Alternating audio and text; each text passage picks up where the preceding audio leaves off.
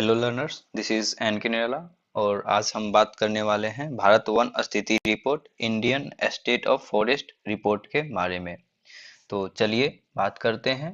I hope आपको ये पसंद आएगा, और अगर आपको पसंद आए तो प्लीज़ सब्सक्राइब कीजिए। तो सबसे पहले हम बात करते हैं इसके इंट्रोडक्शंस की। तो Indian state of forest report ISFR, जिसको हम लोग भारत वन स्थिति रिपोर्ट करते हैं, इसके अंदर सबसे पहले हम लोग वन आवरण, वृक्ष आवरण, बांस संसाधन और कार्बन स्टॉक एवं जंगल की आग को इंक्लूड करते हैं। तो यहाँ से ये क्वेश्चन आता है कि किसके बेसिस पे जो ISFR है, भारत वन स्थिति रिपोर्ट है, अपना रिपोर्ट पब्लिश करता है। तो वो है वन और वृक्ष आवरण, बांस संसाधन, कार्बन स्टॉक और जंगल की आग। इन चीजों को इंक्लूड किया जाता है और इस पे फिर रिपोर्ट पेश किया जाता है। इस बार जो 2021 का रिपोर्ट था, भारतीय वन स्थिति report ISFR Indian state of forest report, ये 17th एडिशन था, अर्थात इसका क्रम क्या था, 17 था। ये काफी इंपॉर्टेंट है और ये कई बार यहाँ से क्वेश्चन आता है कि जो 2021 में भारत वन स्थिति रिपोर्ट पेश किया गया था, इसका क्रम क्या था। तो 2021 में जो पेश किया था उसका क्रम 17 था। फिर क्वेश्चन आता है कि इसको कौन पब्लिश करता है। तो एक्चुअली में ये FSI, foreign forest survey of India जो होते हैं, उसके द्वारा रिपोर्ट बनाया जाता है और पेश किया जाता है। गवर्नमेंट ऑफ इंडिया के जो मिनिस्टर्स होते हैं, पर्यावरण, वन और जलवायु परिवर्तन मिनिस्टर्स, उसके द्वारा इसको पब्लिश किया जाता है, पेश किया जाता है। तो अभी प्रेजेंट टाइम में भूपेंद्र यादव हैं। तो 2021 का जो पर्यावरण, वन और जलवायु परिवर्तन मंत्री भूपेंद्र यादव हैं, इसी के द्वारा ISFR रिपोर्ट 2021 पेश किया गया था। ये द्विवार्षिक रिपोर्ट होता है, अर्थात प्रत्येक 2 साल पे ये रिपोर्ट आता है, इसलिए ये इस लिहाज से भी काफी इम्पोर्टेंट है। और इस बार का जो ऑर्डर था, क्रम था, वो 17 था। इसका मतलब 34 साल पहले, दैट मीन्स 1987 में first time ISFR report publish किया गया था। इसके बाद अगर हम लोग बात करें तो यहाँ पे ये ध्यान रखना है कि जो FSI है, फॉरेस्ट सर्वे ऑफ इंडिया है, फॉरेस्ट सर्वे ऑफ इंडिया है, भारतीय वन सर्वेक्षण,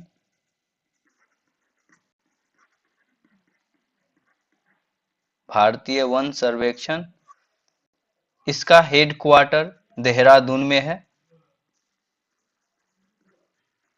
देहरादून, ये पता हुआ कि उत्तराखंड में है, उत्तराखंड,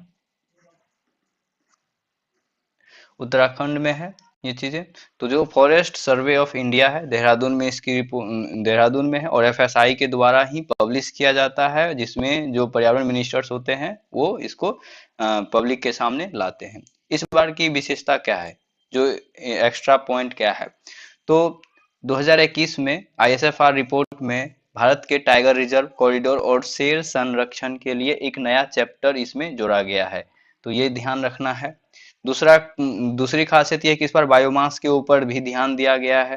बायोमास में जो बायोडिग्रेडेबल सब्सटेंसेज होते हैं, जो आसानी से डाइजेस्ट डिकम्पोज हो जाते हैं, उन उन चीज़ों को इंक्लूड किया गया है।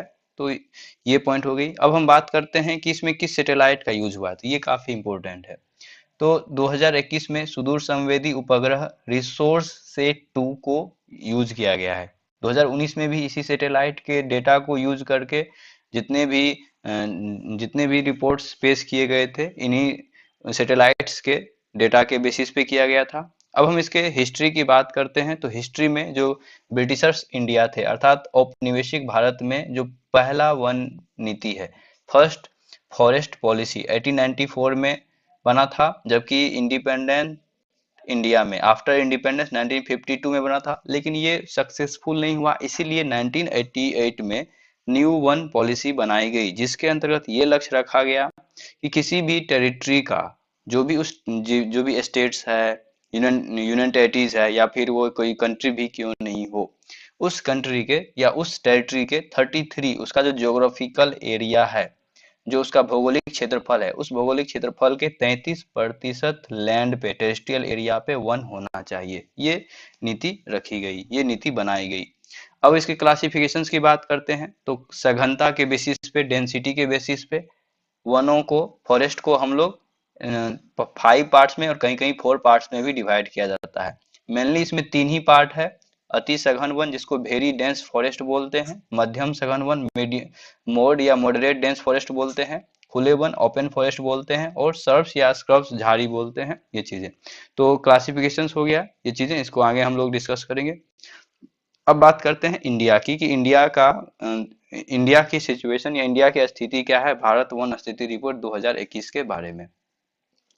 अगर इंडिया की एरिया की बात करते हैं तो इंडिया का एरिया है 32.87 लाख स्क्वायर किलोमीटर, ये चीज है। अब ये इंडिया का एरिया है। अब ये पूरे 32.87 लाख स्क्वायर किलोमीटर में से 7,13,789 स्क्वायर किलोमीटर एरिया पे भारत में वन है, जो कि कुल भौगोलिक क्षेत्रफल ज्योग्राफिकल एरिया का 21.71% है, अकॉर्डिंग टू ISFR 2021।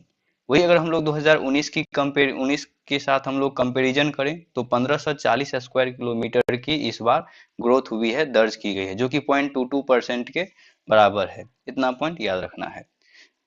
अब हम लोग बात करते हैं कि किस स्टेट का क्या कंडीशन है, क्या सिचुएशन है ज्योग्राफिकल एरिया के बेसिस पे, फिर परसेंटेज के बेसिस पे। तो सबसे पहले हम लोग ज्योग्राफिकल एरिया के बेसिस पे बात करते हैं कि कौन सा स्टेट सबसे ज्यादा वन को कवर करता है। तो पहले स्थान पे है, 2019 में भी मध्य प्रदेश था और 2021 में भी मध्य प्रदेश ही है। कितना है तो 77,493 स्क्वायर किलोमीटर है मध्य प्रदेश। सेकेंड नंबर पे अरुणाचल प्रदेश है, 66,431 किलोमीटर स्क्वायर एरिया पे वन है। वही हम लोग थर्ड स्थान की बात करें तो छत्तीसगढ़ है, जहाँ पे 55,717 किलोमीटर स्क्वायर पे वन है। वही अगर हम लोग सबसे कम की बात करते हैं, सबसे कम एरिया के बेसिस पे, ज्योग्राफिकल एरिया के बेसिस पे, तो ज्योग्राफिकल एरिया के बेसिस पे सबसे कम फर्स्ट नंबर पे हरियाणा है, जहाँ पे केवल 1603 किलोमीटर स्क्वायर पे ही वन है। सेकेंड नंबर पे पंजाब है, जहाँ पे 1837 स्क्वायर किलोमीटर पे वन है, और थर्ड नंबर पे गोवा है, जहाँ पे 2244 किलोमीटर स्क्वायर पे वन है। अब इस चीज को हम लोग पिक्टोरियल फॉर्म में देखें तो पिक्टोरियल फॉर्म में भी हम लोग 2019 के साथ इसको कंपेयर कर सकते हैं। आप यहाँ देख सकते हैं कि 2019 में भी एमपी फर्स्ट नंबर पे था, एरिया के बेसिस पे सबसे ज्यादा वन था। 2021 में भी है, अरुणाचल प्रदेश सेकेंड नंबर पे, छत्तीसगढ़ थर्ड नंबर पे। अब बात करते हैं परसेंटेज के बेसिस पे। तो परसेंटेज के बेसिस पे अगर हम लोग यूनियन टेरिटरीज की बात करते हैं तो यूनियन टेरिटरीज में लक्षद्वीप पहले नंबर पे है, जहाँ 90.33% वन है। वही अंडमान निकोबार सेकंड प्लेस पे है, 81.75%। मिजोरम स्टेट में मिजोरम सबसे आगे है, सेकंड नंबर पे अरुणाचल प्रदेश है। एरिया में भी अरुणाचल प्रदेश सेकंड नंबर पे था, और परसेंटेज पे भी अरुणाचल प्रदेश सेकंड नंबर पे है। मेघालय थर्ड प्लेस पे है 76% के साथ। वही अगर ओवरऑल की बात करते हैं परसेंटेज में यूनियन टेरिटरीज और स्टेट में, तो ओवरऑल में भी लक्षद्वीप सबसे नंबर वन पे पहले स्थान पे है। अब बात करते हैं कि 2019 के कंपैरिजन में इस बार किस स्टेट में सबसे ज्यादा वनों की वृद्धि हुई है, अर्थात किस में सबसे ज्यादा ग्रोथ हुआ है वन का। तो उसमें आंध्र प्रदेश पहले प्लेस पे है, 647 स्क्वायर किलोमीटर की यहाँ पे वृद्धि देखने को मिलता है। वही तेलंगाना की बात करते हैं तो 632 स्क्वायर किलोमीटर, जो कि सेकेंड प्लेस पे है, और थर्ड में ओडिशा 537 स्क्वायर किलोमीटर में वनों की वृद्धि हुई है। अर्थात यहाँ पे इस 2 साल में इतने स्क्वायर किलोमीटर में वन लगे हैं।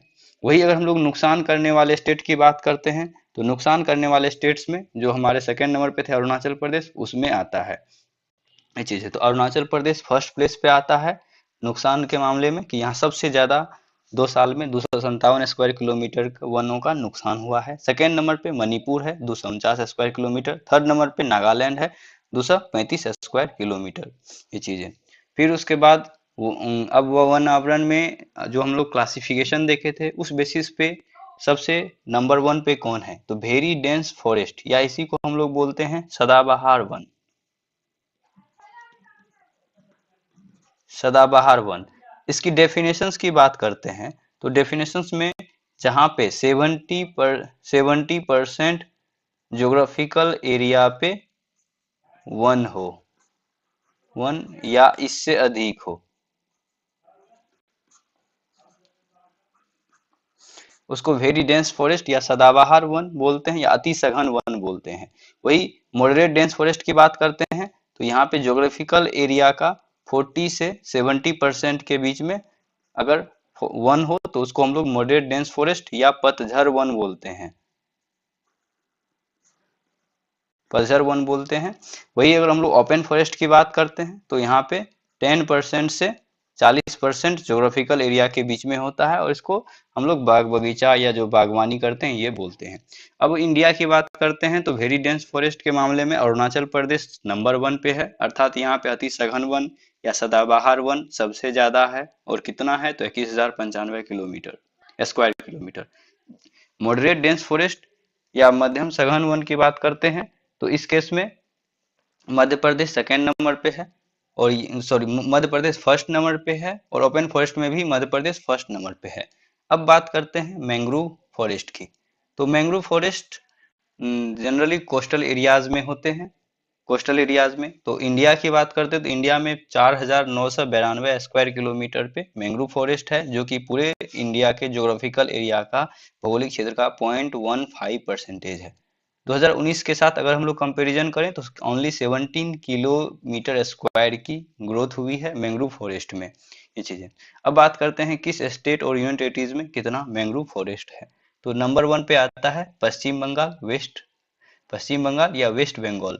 अब यहाँ पे कितना है तो 2114 square kilometre one mangrove forest है। सेकंड नंबर पे गुजरात है जहाँ पे 1175 स्क्वायर किलोमीटर है। वही अंडमान निकोबार की बात करें तो वो थर्ड प्लेस पे आ जाता है, तो यहाँ पे सबसे ज्यादा है। अब हम बात करते हैं यहाँ पे किसमें कितना ग्रोथ हुआ है मैंग्रोव फॉरेस्ट के ऊपर।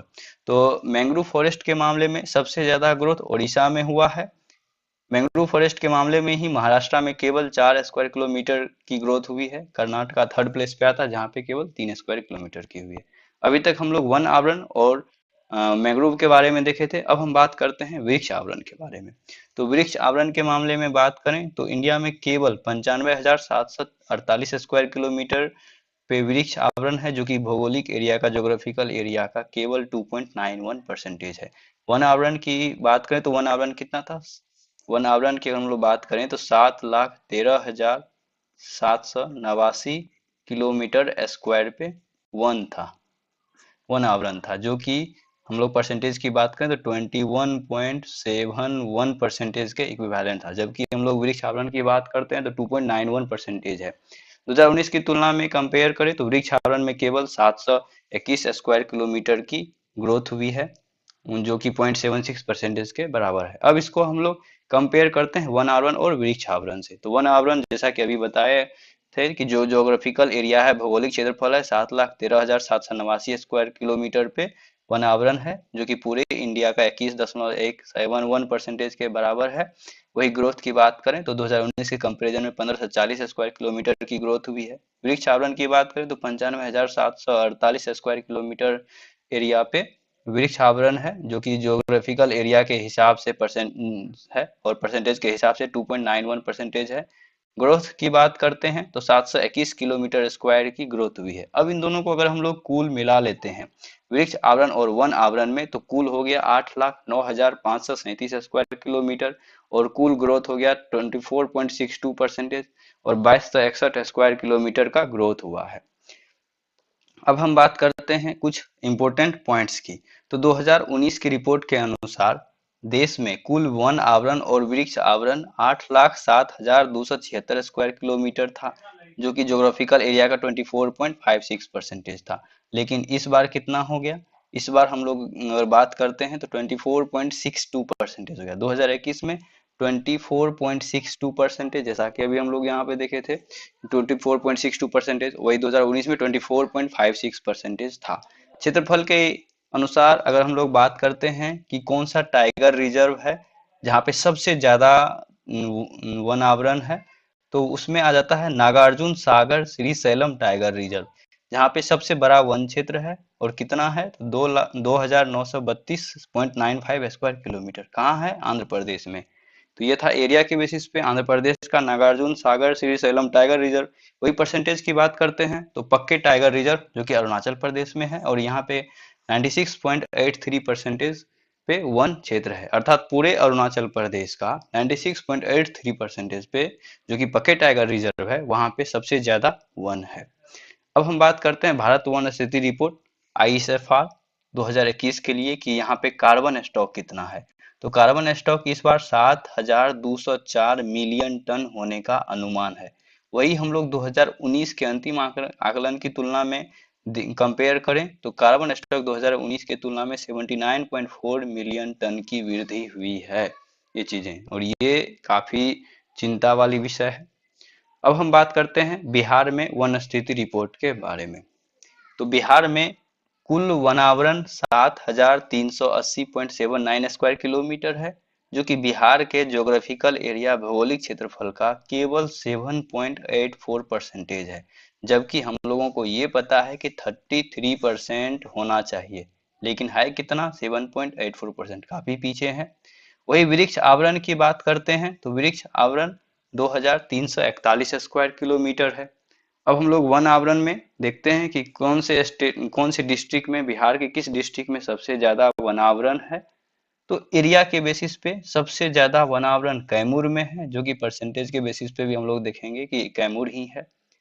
सेकेंड नंबर पे पश्चिम चंपारण या वेस्ट चंपारण है। थर्ड नंबर पे रोहतास है। कैमूर में 1051.56 स्क्वायर किलोमीटर, पश्चिम चंपारण में 903 स्क्वायर किलोमीटर, रोहतास में 669 स्क्वायर किलोमीटर है। परसेंटेज के बेसिस पे कैमूर फर्स्ट प्लेस पे है, और एरिया के बेसिस पे भी कैमूर ही है, जहाँ पे 31.56% पे वन है। जमुई सेकेंड नंबर पे आता है 21.34% के साथ, जबकि नवादा थर्ड प्लेस पे आता है 20.72% के साथ।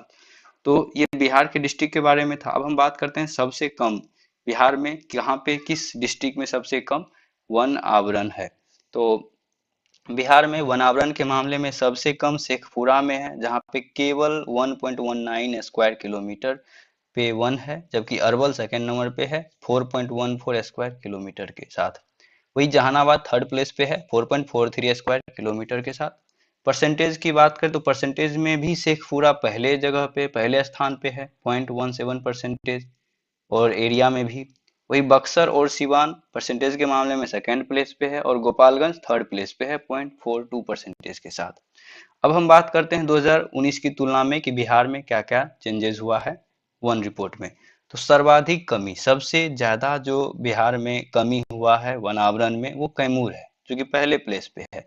और सेकेंड प्लेस पे सुपौल है, जहाँ पे सबसे ज्यादा वनों में कमी हुई है।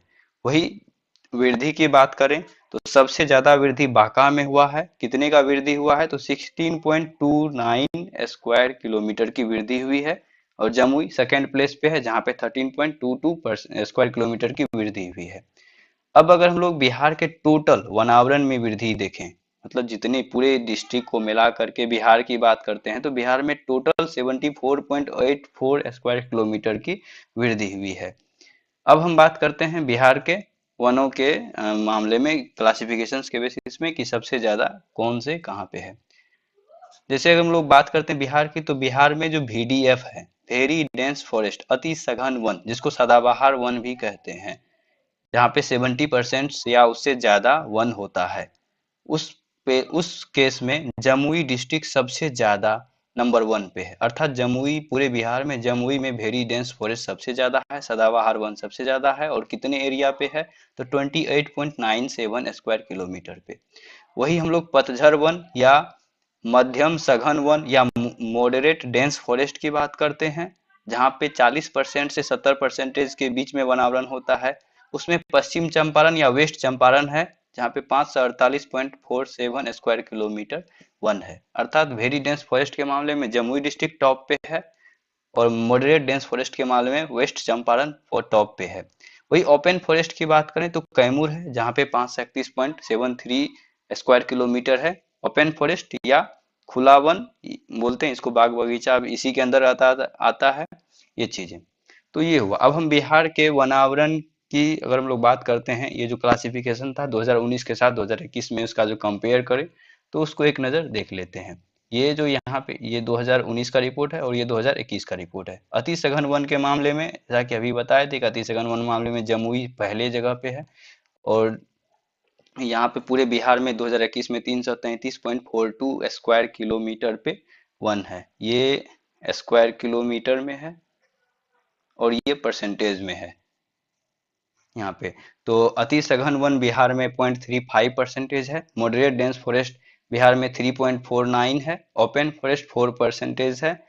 तो इस तरह से टोटल की अगर हम लोग बात करते हैं, टोटल मतलब ये जो तीनों है, इन तीनों को अगर हम लोग ऐड करें तो 7,305.99 स्क्वायर किलोमीटर 2019 में, और इस बार 7,380.79 2021 में, 2021 में ये तीनों अति सघन वन, मध्यम सघन वन और खुला वन स्क्वायर किलोमीटर पे है। वही परसेंटेज की बात करते हैं, 7.84 परसेंटेज पे बिहार में वन है। तो ये था बिहार के बारे में। आई होप आपको ये पसंद आया होगा। अगर आपको पसंद आए तो प्लीज सब्सक्राइब कीजिए। तो मिलते हैं नेक्स्ट वीडियो में, तब तक के लिए खुश रहिए, स्वस्थ रहिए। Thank you.